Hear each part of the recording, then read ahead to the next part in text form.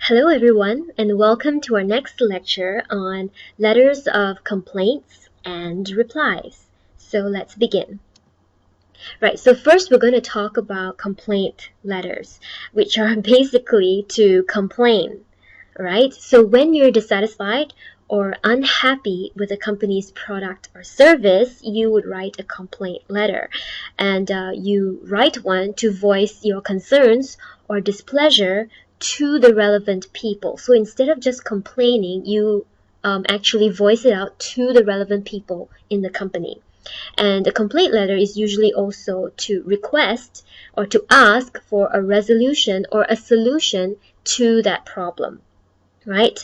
And the main thing that you want to remember here is that a complaint letter is not just for the sake of complaining. You don't just complain because you want to complain, but you actually want to improve on a current service or existing product. So don't complain because you want to complain, but you want to help them improve their current service or product.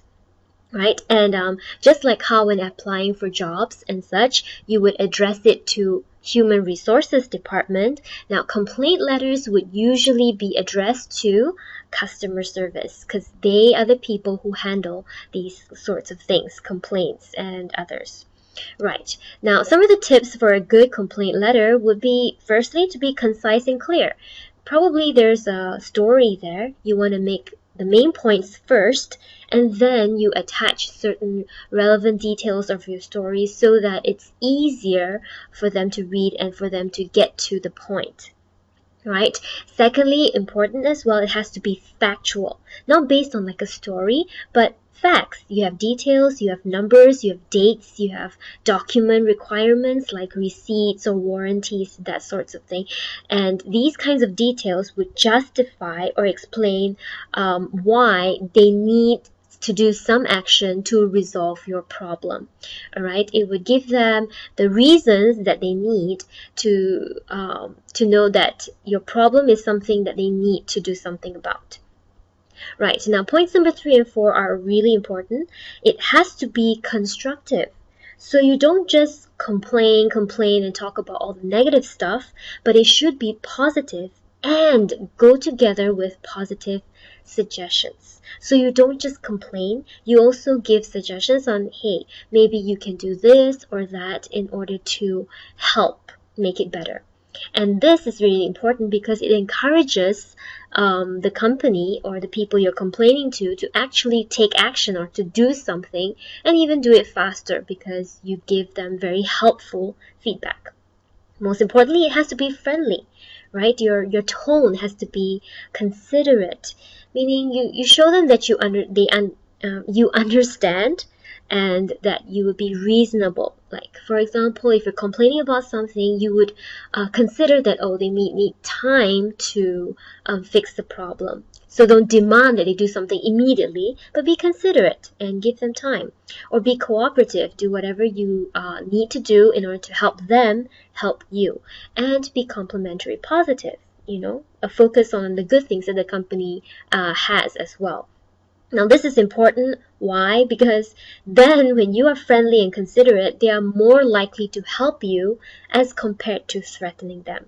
Now, when you're nice to somebody, they probably would want to help you more than if you threaten them, like saying, oh, if you don't do this, then you're going to be in problem, or you're going to lose my business, or we're never going to order from you again. Now, you wouldn't want to help someone who threatens you like that, right? You would rather help someone who is polite and considerate and friendly, right? So these are some important tips as you write a complaint letter, right?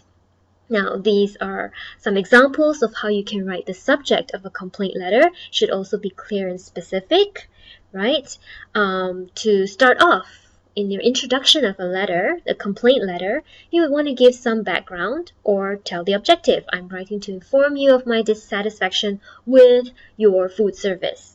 Or you want to give background, oh, I've been a loyal client with your company for 2 years, I've enjoyed quality service. However, there's this one problem, that you want to bring up. Right, in the body, then you state the problem specifically. Earlier, you just mentioned that, oh, I have a problem with this particular thing. What is the problem? we found that the food was served cold, you give specifics, right? Then you may want to explain the effect or a consequence, okay, the result because of that problem. Or you may want to explain what are some of the actions that you have tried taking in order to fix it on your own, but now you need help from them. Okay, so this error has caused us considerable or a lot of inconvenience because, and then you explain what was the inconvenience. Or you can say, oh, about your actions, you say, oh, I've tried several options. I tried this and that to fix it, but it has been unsuccessful, so you need their help to do something, right? Then you can suggest a solution. Now, this is the part where you're being constructive. You don't just complain. You give them possible solutions, like what you want them to do in order to fix the problem or to make things better. Then you may also want to attach copies of supporting documents. Maybe you say that they promised you warranty where they need to replace something brand new. Give them photos, receipts, warranties that are related to your complaint. Then you may want to actually offer a time limit to resolve. This gives them more of a sense of urgency, like you need them to do it by this certain time. But of course, very important, you need to be reasonable. Don't say, I need you to do something about this tomorrow. Okay, be reasonable. Say, oh, I hope you may resolve this in about 2 weeks. They need some time to fix it. Right? And so you close by suggesting contact, like saying if they need any explanations, give your contact number. Or you anticipate a response from them or their action, like you're telling them, please let me know what you're going to do about this now. And then of course you definitely still have to thank them, right? That's about it. Now, what about complaint reply letters? Now, this is also really important because in a complaint reply, you are addressing the issue or the problem or the complaint made to you on your product or your service. Not only handling it, but importantly, it has to be based on company's policies and procedures. Now, what I mean by this is that you cannot, now, you're going to be receiving a lot of complaints, and you cannot be saying yes or okay to all these complainers and saying, yes, we'll give you whatever you want. Oh, something broke, we'll give you a new one. Oh, this one, you can't be giving just anything that the person wants. It has to be based on particular company's policies and procedures. Maybe, okay, company tells you the policy is, if this happens, this is what you do. If this happens, then this is what you do. So there are certain policies and procedures that you need to follow when you address certain issues or complaints. So this means that you may actually choose to accept or reject a complaint. Now, you don't just simply reject a complaint as well. If you have made an error or mistake, then you need to admit it, right? But usually you reject a complaint if it goes against certain policies based on your company, right? So some of the tips for writing a good complaint reply letter. This is really important. Okay, first you need to be sympathetic and understanding. Okay, so even if you don't agree with the complaint that they made, like say, no, that's not really our fault, but you still need to show understanding.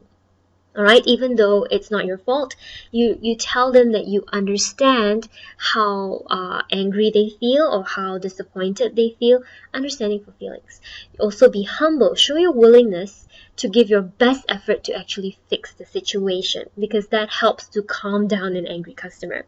Be proactive to show that you're willing or eager to do whatever you can to fix. Tell them the list of actions that you will take to make the situation better. And most importantly, you need to be polite. So you have to be positive and polite even when you've done wrong, even more so. And even when you've done nothing wrong, still need to be positive and polite, because remember, most importantly, it's your image and your reputation, your company, your business, right? Okay, so these are just examples of how you can write the subject line for a complaint reply letter, which should also be clear and specific. Response, reply, resolution to. Right? How do you want to start it off in your introduction? First, you must acknowledge that you received their complaint. So tell them that I'm writing in reference to what situation, or that you have received the complaint regarding whichever problem. Give the date. right? Now in the body, now if you accept the complaint, like saying you admit that yes, it is the company's problem, you've done something, a failure or an error, then firstly you need to do is offer your apologies. Right, so these are a few ways that you can express your apologies, and then you may want to explain how that happened. Okay, maybe for certain technical problems, you may want to say just a very short, brief explanation on what happened to cause that problem and some of the effects. Okay, and most importantly, of course, is the most important, your proposal on how to settle that problem. Like, what do you suggest that your company is going to do in order to fix it or to make the situation better, right?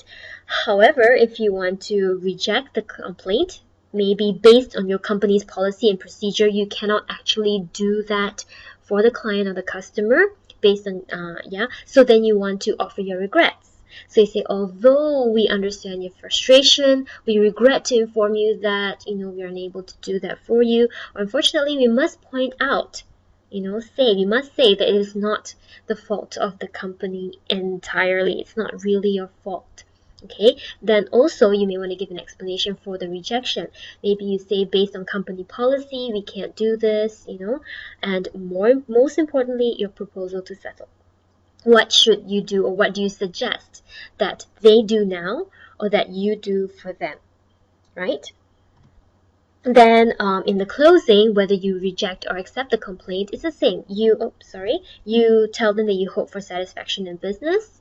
Whatever you've suggested to them, you hope that they're satisfied or accept the suggestions. And finally, you suggest contact if they have any further problems or dissatisfactions or concerns. Right, so yeah, basically that's about it. Pretty easy. We'll discuss more and write more in class. So I'll see you in class. Thank you. Bye.